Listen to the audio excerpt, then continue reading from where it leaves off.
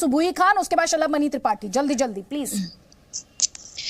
अदिति, जब कभी सत्य को पराजित ना किया जा सके तो जो वक्ता वो सत्य को बोल रहा है उसको डिस्क्रेडिट और बदनाम करने की कोशिश की जाती है। आप अगर बोलेंगी तो आपको कह दिया जाएगा आप तो किसी पॉलिटिकल पार्टी का साथ दे रही हैं। स्वामी दीपांकर जी कहेंगे उनको संघी बोल दिया जाएगा, शलभ जी कहेंगे उनको भाजपाई बोल दिया जाएगा, मैं कहूंगी तो मुझे मुनाफिक और काफिर बोल दिया जाएगा। दुनिया जहान के तमगे लगा दिए जाएंगे, लेकिन सत्य पे बात नहीं की जाएगी। अभी बीच में मत बोलिए अदिति। देखिए फिर बीच में बोले, सुन लीजिए भाई साहब।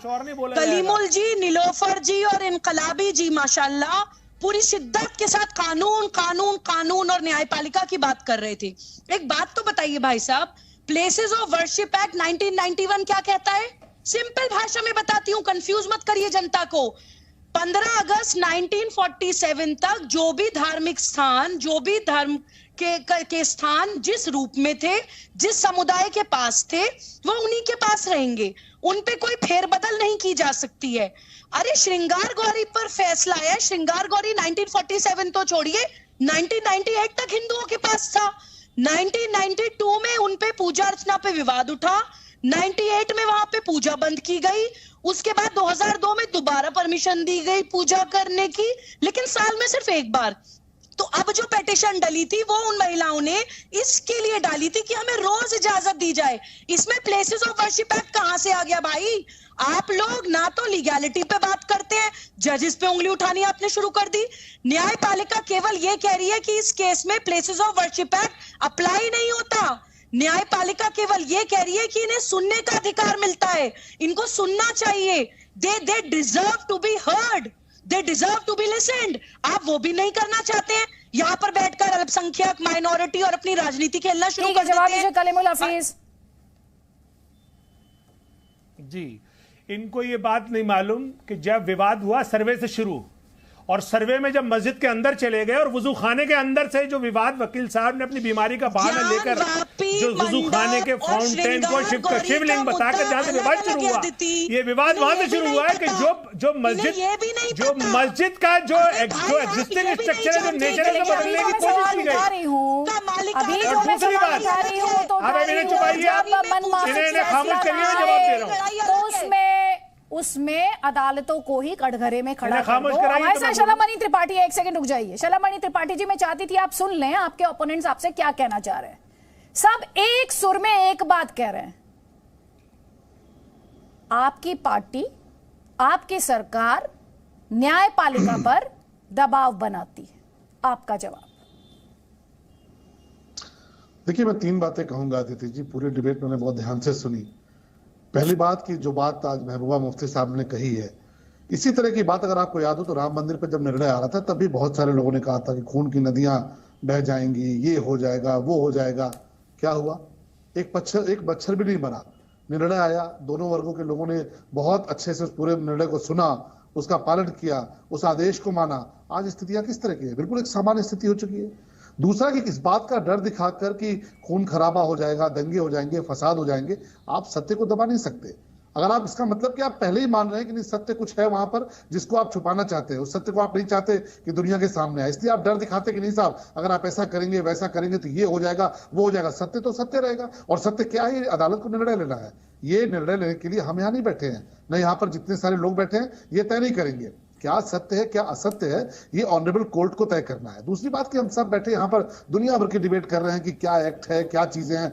ये निर्णय तो पहले भी एक बार हुआ था, अगर आप इतिहास में उठाकर देखिए कि एक बार पहले भी कोर्ट ने कहा था कि वहां पर सर्वे होना चाहिए, और तब सरकारों ने कह दिया था कि नहीं साहब सर्वे इसलिए नहीं हो सकता क्योंकि यहाँ पर खून खराबा हो जाएगा। तो क्या वो इंसाफ था?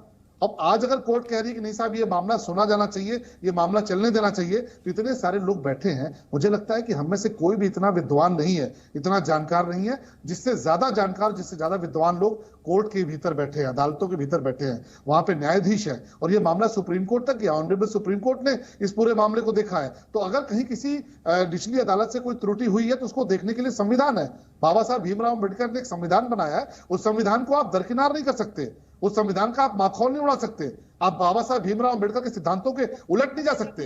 अगर आपको लगता है कि नहीं कुछ गलत हुआ है तो आप जाइए, आप हाई कोर्ट जाइए, आप सुप्रीम कोर्ट जाइए, लेकिन बैठकर ये बात कहना कि नहीं साहब अदालत ने गलत फैसला दे दिया, हम अदालत को नहीं मानते, ये सेलेक्टिव नैरेटिव लेकर क्यों चलते हैं? जब ताजमहल को लेकर कुछ लोगों ने कहा कि नहीं साहब वहां पर मंदिर था और तमाम सारी चीजें थी, तब भी कोर्ट ने एक फैसला दिया था। तब तो किसी समाज ने नहीं कहा कि नहीं साहब अदालतें मैनेज होती हैं या अदालतों ने गलत कार्रवाई दी या अदालत ने गलत आदेश सुनाया।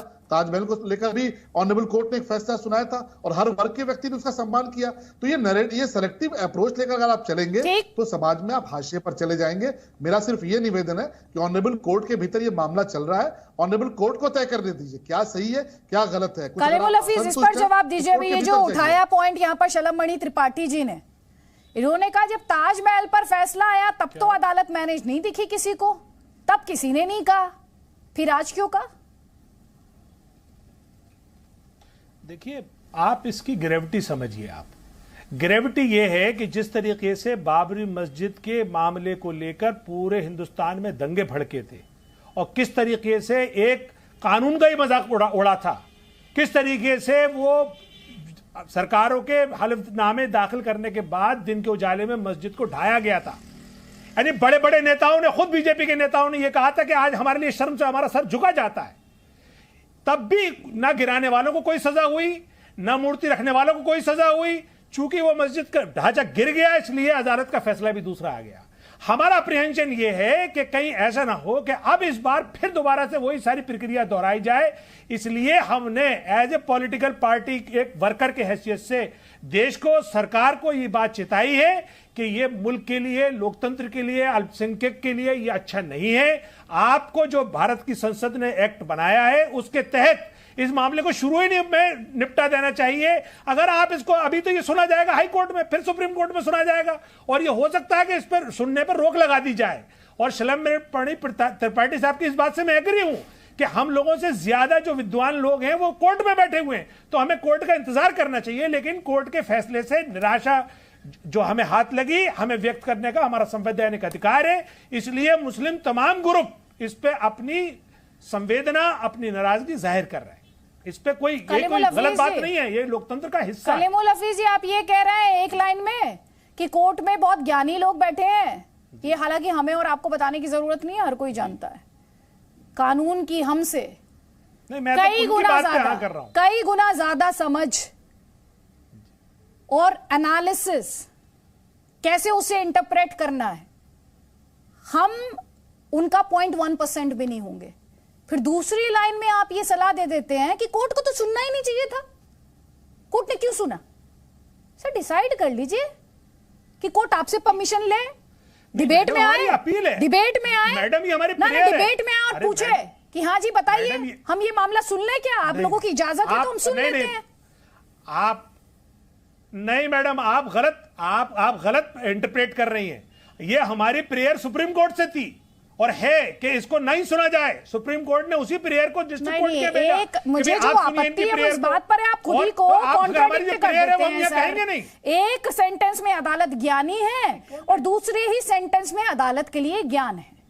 और दूसरी बात आप मुझे बताएं, आप बहुत देर से बाबरी की बात कर रहे हैं। पूजा का अधिकार किसी को मिलना चाहिए या नहीं मिलना चाहिए? नहीं, मैं तो ये पूछ रहा हूं कि आप, मस्जिद मेरी है और पूजा का अधिकार किसी और को दे देंगे आप, तो क्या चाहते हैं आप? आपकी मंशा क्या है? आप सिर्फ इसीलिए बाबरी मस्जिद से पूजा होती है या नहीं होती है? उसमें भी ऐसी चोरी छिपे मूर्तियां रखी गई। अगर मूर्तियां नहीं रखी जाती तो वो अभी वहां पूजा होती है, अभी वहां पूजा होती है कलीमुल हफीज, या नहीं होती है? देखिए, मैं आपको बता दूं कि जो मामला है वो जो ज्ञानवापी मस्जिद की बात कर रहे हैं हम, जो विवाद जहां से शुरू हो गया वो सर्वे से शुरू हुआ और सर्वे के बाद अंदर मस्जिद में जाकर जब वुजू खाने में उन्होंने शिवलिंग की बात की, वहां से